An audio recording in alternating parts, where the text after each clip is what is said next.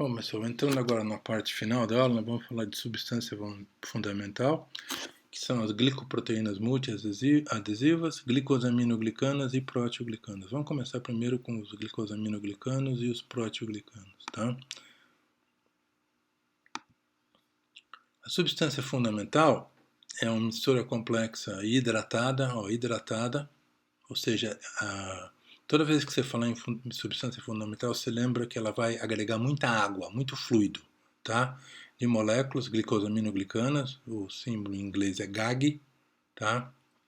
Proteoglicanas são as PGs e glicoproteínas adesivas. Quem agrega muita água são as GAGs e as proteoglicanas, tá? Se vai agregar fluido, vai ser incolor, transparente e viscoso, claro, tá? E aqui vocês estão vendo nessa figura aqui, ó. Vejam que tem umas áreas claras aqui. Isso não é que está vazio nem nada, é que tem muito GAG, PGs e assim por diante. Porque essas moléculas agregam água, tá? E vai preencher os espaços entre as células e fibras e vai agir como lubrificante, barreira contra patógenos. E como é um material viscoso, vai formar um gel altamente viscoso que pode reter nos lugares que ela existe em grande quantidade, reguladores químicos que a célula precise. Tá? Por exemplo, algum fator de crescimento, algum hormônio, isso fica retido pela substância fundamental e fica disponível para as células por mais tempo. Então é um fator de regulação também. Então, glicosaminoglicanas é um disacarídeo composto por um ácido urônico, tá? E uma hexose, tá? Que é um açúcar de 6 carbonos. O ácido urônico, em geral, pode ser um ácido hidrônico, tá? Ou glicurônico, que vocês estão vendo aqui, e a hexose, o açúcar de 6 carbonos, pode ser uma N-acetilglicosamina, N-acetilgalactosamina, que vocês estão vendo aqui. Esses disacarídeos vão se repetindo e vão formar polissacarídeos não ramificados, polissacarídeos lineares por esses disacarídeos aqui. E esses disacarídeos, eles têm a capacidade de reter água, mas eles vão acabar se unindo a proteínas, muitas vezes, formando os proteoglicanos, que vocês vão ver mais para frente. Ó, os proteoglicanos aqui, vocês estão vendo aqui um core proteico, uma proteína formando fosse um cerne, um core, um núcleo, uma haste, se vocês quiserem chamar, e braços laterais de glicosaminoglicano. Isso é o típico exemplo de uma proteoglicana. Tá? No caso, essa proteoglicana, vocês vão ver em cartilagem, ela chama, posso até adiantar para vocês, ela chama agrecan. Tá? Vocês vão ver isso quando a gente falar de cartilagem e hialina. E tem um core proteico e esses GAGs laterais aqui. Ok? Então vocês estão vendo, isso lembra muito, para vocês imaginarem isso espacialmente, uma escova de limpar mamadeira. Sabe aquela escova de limpar mamadeira? Pessoal, agora quem já viu, quem já fez essa tarefa, vai lembrar. Tá? A famosa escova de mamadeira aqui. Tá? E aqui vocês estão vendo o core proteico em verde e o disacarídeo, que é o GAG aqui, e o link, um tetrasacarídeo de ligação, esse é um detalhe, que se liga por oxigênio, pode ser por N também, por nitrogênio, mas aqui, isso aqui é um detalhe bioquímico e não vem ao caso agora. E aqui o disacarídeo que está se ligando e ele fica multiplicado N vezes. Essa molécula tem uma quantidade enorme de açúcar. Proteoglicano, a massa de proteoglicano é predominantemente de açúcar. Se você pensar numa outra molécula, uma proteína que tem açúcar, que é a glicoproteína tem um pouquinho de açúcar e a proteína é a quantidade principal. O proteoglicano, ao contrário, a massa principal é açúcar, são moléculas enormes, tá? Então, aqui nos proteoglicanos você tem proteína mais glicosaminoglicanos, e uma outra coisa que eles fazem, ó, esses radicais de glicosaminoglicano são negativos, atraem íons positivos, no caso o sódio, que atraem água. É por isso que eles atraem fluido para burro. Tá? Tem muito fluido atraído pelos proteoglicanos. Então é por isso que você vê as áreas claras quando você vê um corte histológico. E quais as funções? Difusão de substâncias, preenchimento de espaços, filtro seletivo e um aumento enorme do teor de água no tecido. Aumenta muito o fluido tecidual, tá? Então aqui vocês estão vendo a parte de glicosaminoglicanas do proteoglicano. Então o proteoglicano é essa proteína aqui, mais as cadeias laterais de glicosaminoglicanos. Nesse caso aqui lembra uma escova de mamadeira. Existem vários glicosaminoglicanos relevantes para vocês saberem. Um é o ácido hialurônico, que hoje em dia se chama de hialuronam, mas antigamente chamava ácido hialurônico. O dermatansulfato, o queratansulfato, o condroitinsulfato e o heparansulfato. O ácido hialurônico ele fica sozinho, ele não se liga a proteínas. Todos esses outros aqui se ligam a proteínas formando aqueles proteoglicanos. Então, esses glicosaminoglicanos são poliânios, têm muitos ânions negativos aqui, se ligam a cátions, por exemplo, o sódio, e isso aqui tudo faz pontes com a água, tá? E aí vai dar resistência à força de compressão. É o que acontece na cartilagem, por exemplo. A cartilagem, por ter muito agrecan, vou voltar um pouquinho aqui, que é essa molécula aqui, ó, a cartilagem tem um monte de agrecan, consequentemente ela retém um monte de água e ela resiste muito à compressão. Ok? Aqui, ó, você tem o core proteico e tem o que é um proteoglicano. Estou insistindo com isso para vocês lembrarem, essa é uma molécula diferente, tá? É uma proteína e braços laterais de glicosaminoglicano. Ó.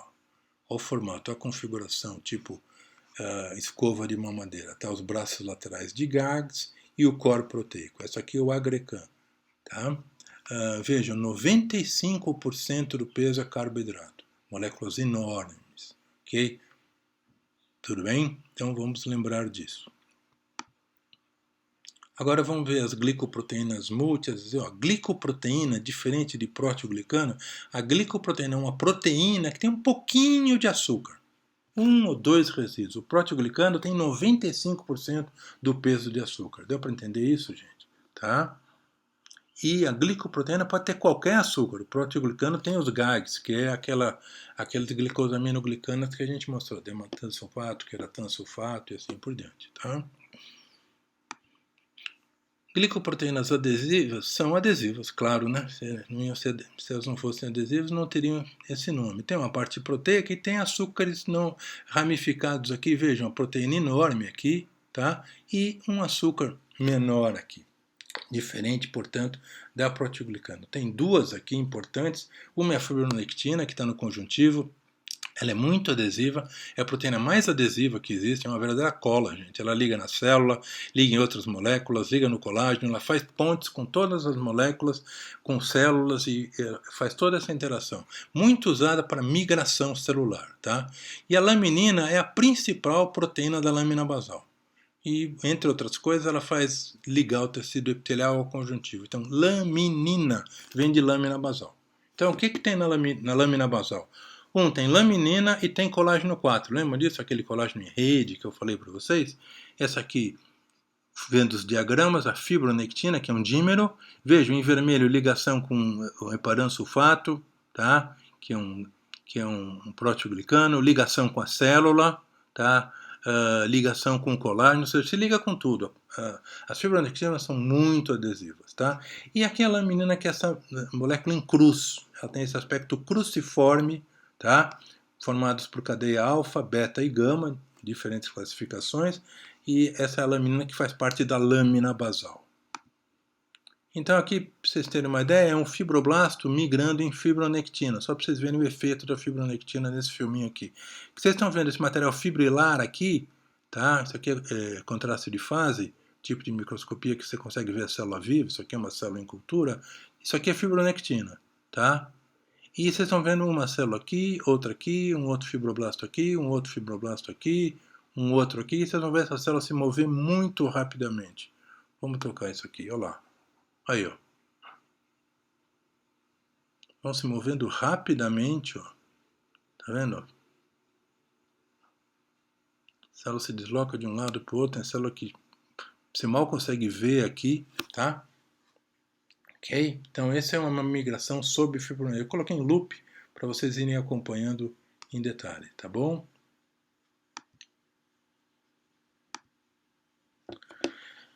Bom, eu disse para vocês, deixa eu ver se, tá. Eu disse para vocês que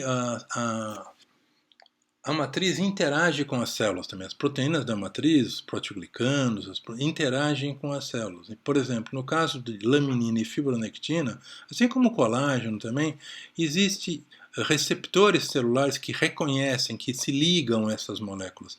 Esses receptores são chamados de integrinas, tá? Integrina é um nome, recebe esse nome porque integram a célula à matriz extracelular. Então vocês estão vendo aqui a membrana celular, aqui o desenho da membrana com a bicamada lipídica, aqui vocês estão vendo o citoplasma, tá? E aqui vocês estão vendo o meio externo. Então vocês estão vendo aqui uma integrina, aqui com uma parte azul e uma parte mais roxinha aqui, dobrada, ou seja, aqui está num estágio de baixa afinidade, não vai ligar com nada, e de repente, quando ela vai se ligar à proteína da matriz, ela se estica, ela fica esticada nessa região aqui, e vem um ligante aqui que vai se ligar. Esse ligante pode ser fibronectina, pode ser laminina, pode ser colágeno e assim por diante. Essa é uma proteína que atravessa a membrana, ou uma proteína transmembrânica. Então ela vai receber o ligante aqui, vai fazer a ligação e vai passar um sinal para o citoplasma. A integrina, gente, é um alfa-beta heterodímero, quer dizer, elas são um dímero, ou seja, são duas moléculas, sempre uma parte alfa e uma parte beta, tá? Por isso que e são dímeros diferentes. Se fosse homodímero, seria o mesmo dímero. Então, vocês estão vendo aqui, por exemplo, nesse diagrama, os diferentes. Eu costumava brincar com a sala que esse diagrama aqui podia ser pergunta de prova, né? Mas aí vocês me assassinariam, né? Então isso aqui é só para conhecimento de vocês, calma. Então vocês estão vendo aqui receptor de colágeno. O que a gente está vendo aqui? Olha essa bolinha, alfa 1, beta 1. Então isso é um heterodímero. Por que heterodímero? Porque tem alfa e beta, tá? São dímeros diferentes. Se fosse homodímero, seria alfa e alfa. Tudo bem? Outro receptor de colágeno, alfa 2, beta 1. Outro receptor de colágeno, alfa 10, beta 1. Outro receptor, alfa 11, e assim por diante. Aqui tem os receptores de leucócito, olha como é importante. Os receptores do tipo RGD, que são de fibronectina, e os receptores de laminina, alfa 3, beta 1, alfa 6, beta 1, alfa 7, beta 1 e alfa 6, beta 4, um outro receptor.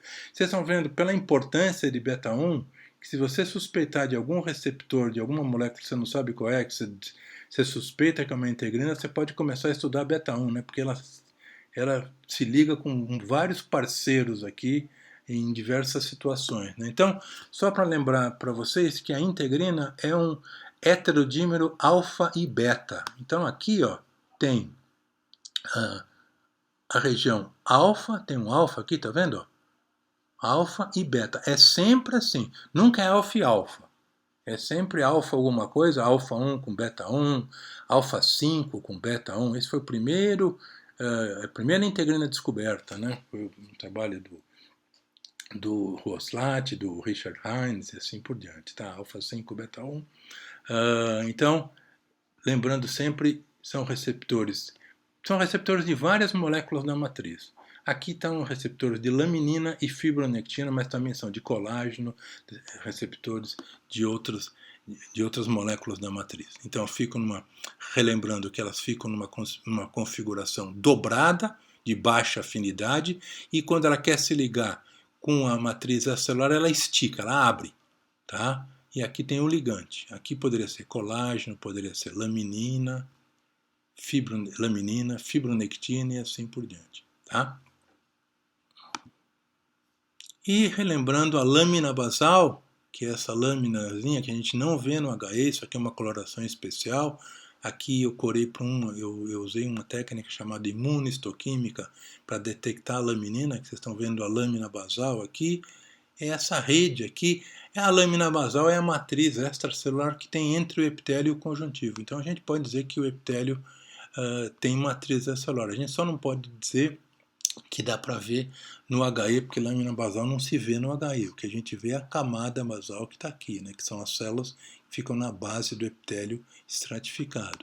Então, o que tem na lâmina basal? Tem colágeno 4, vejo em vermelho aqui, ó, colágeno 4 em vermelho, formando uma rede, lembra que é colágeno em rede, a laminina que forma uma cruz, e tem outras moléculas, intactina, perlecan e assim por diante, tá? Mas principalmente, o que tem na lâmina basal? Laminina e colágeno 4, que é o colágeno que forma a rede, tá? Então, a lâmina basal é um tipo de matriz extracelular, hein, gente? Tá bom? Então, a matriz é essa matriz que fica entre as células. E um dos tipos especiais de matriz é a lâmina basal. Tudo bem? Então, para a gente finalizar, pessoal, a gente vai voltar, fazer um resumo do que a gente viu até agora. A matriz representa fibras e moléculas que estão entre as células do conjuntivo. É o que nós vimos, né? Fibras e moléculas que estão entre as células do conjuntivo. E a lâmina basal é um tipo de matriz acelular disposta entre epitélio e conjuntivo, por exemplo. Eu disse, por exemplo, que pode estar no endotélio, pode estar no rim, pode estar em outros lugares, no músculo, tá? Mas o epitélio conjuntivo é um bom exemplo, tá?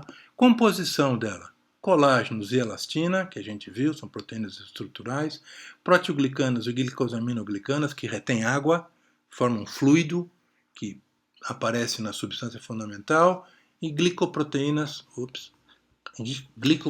adesivas, como fibronectina e laminina. Os receptores são integrinas, existem outros, mas não são tão importantes assim. São até chamados de não integrinas, e a matriz é remodelada.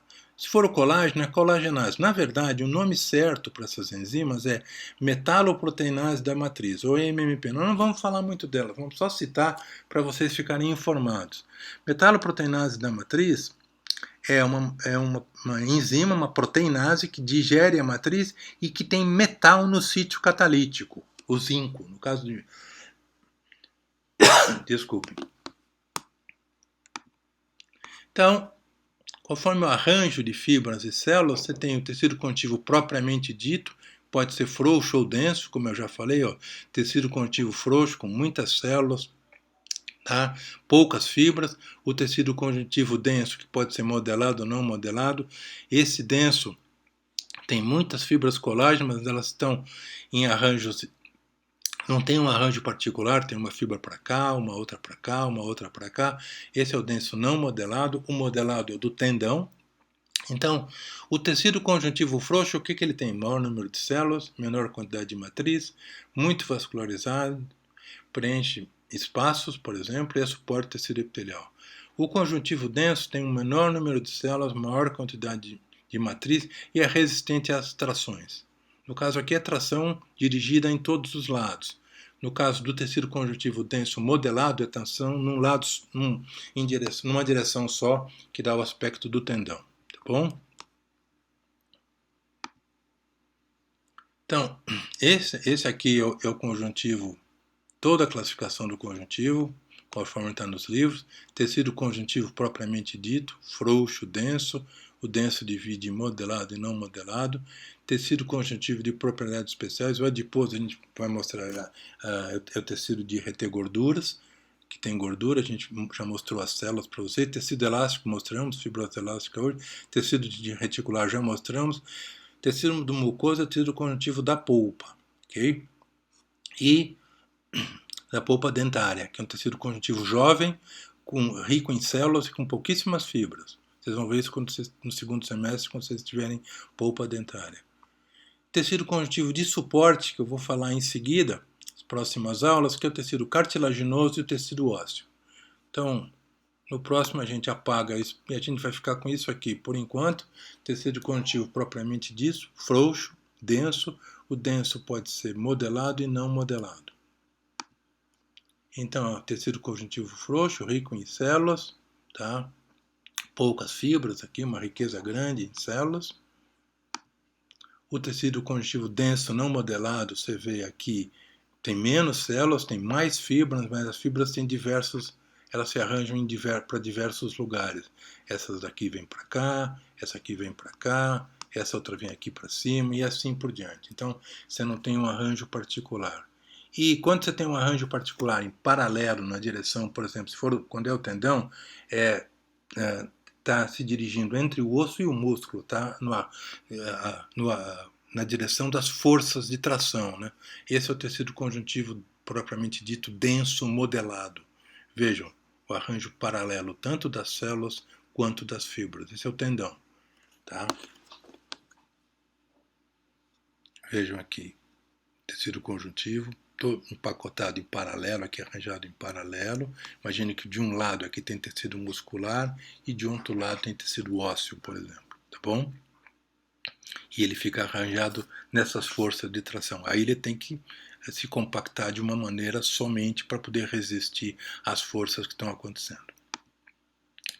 Esses são os livros que a gente usou, alguns livros, eu sei que agora nessa época é difícil conseguir livros, mas vocês podem tentar naquele site que a gente mandou, e vocês têm que consultar sempre o MOL e ver as lâminas no Homero. Uma particularidade, gente, o Homero não tem todas as lâminas de conjuntivo, então eu vou em seguida, não imediatamente, vou deixar vocês estudar nesses tópicos, eu vou passar uma aula prática, uma videoaula prática com as lâminas extras que não tem no Homero, mostrando o que tem no Homero e o que não tem e apresentando as lâminas para vocês, ok? Então terminamos essa nossa aula, espero que vocês compreendam bem e aproveitem. Até mais.